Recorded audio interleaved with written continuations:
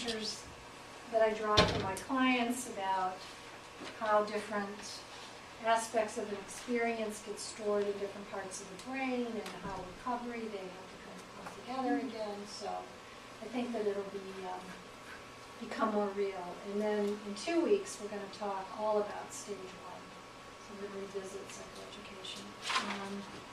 So did this get you thinking about your own metaphors that you use to help people understand why something's happening to them?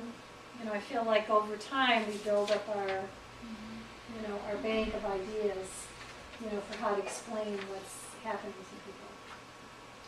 So psychoeducation is a really important, liberating, validating part of stage 1 of recovering from trauma, just having information. Even about what are typical outcomes when somebody's been through something like this, or all of the stuff that you're now an expert in about how memories get stored. So I will try, as I do with any trauma survivor, you know, is that attunement so that their right brain and your right brain are lining up and they feel like you really are getting them in some way.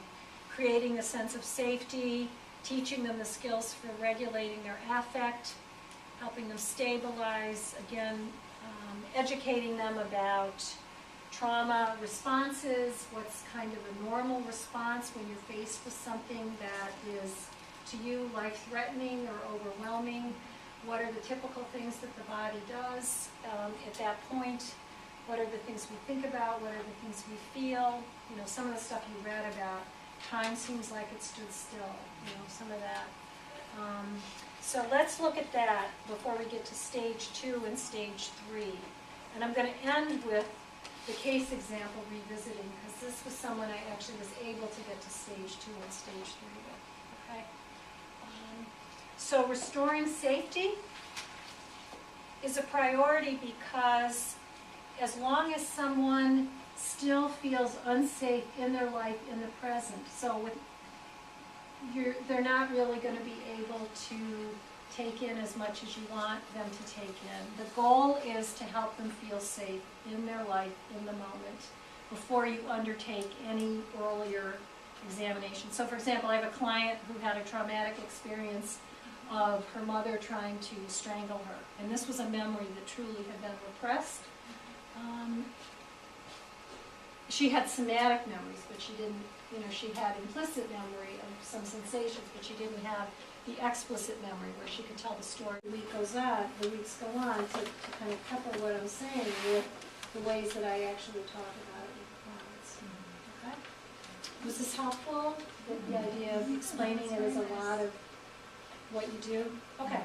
So we're going to talk for the next 10 or 15 minutes before we stop about other parts of the stage-oriented approach to working with trauma survivors.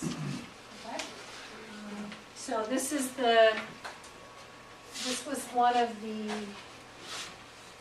handouts on ERES, one of the PowerPoint handouts, and it starts with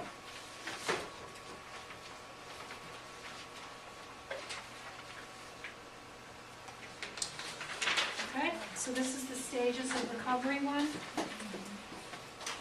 This one? Okay. I'm tied behind here, that's all. So, just try and find anything about working with trauma survivors that does not lay out this idea that the way to help clients with complex trauma histories is sequenced and progressive. And the idea that you're building their skills for handling the telling of the story all along the way. That you're not ever just diving in. Even when people may want to come in and pour it all out, I think it's important to slow them down, stop them, and say, at the very least, what I do with people is slow them down and ask them, let me stop you for a second here. As you're telling me that, could you tell me what your body feels like? How's your breathing? You know, to bring that body awareness into their telling the story. What emotions are you aware of feeling? where do you feel it? And they'll say, I feel it in my chest, I feel this happening, I feel that happening. So you're setting the tone that part of this is going to be, you know, a kind of slowed down telling with a lot of awareness about your level of, you don't say this to people, I'm going to be monitoring your hyperarousal, right? So this is the way I'm going to monitor your hyperarousal. I'm going to say, could you tell me what you're aware of in your body? How's your breathing right now? Are you breathing quickly? Is it hard to catch a breath? So my client on Tuesday, I knew to slow it down when she started to say, I can't get my breath, I can't get my breath. So part of stage 1 that we're going to get to is teaching people the skills right then for how to regulate that feeling of being out of control. Okay? You're allowed to ask a question.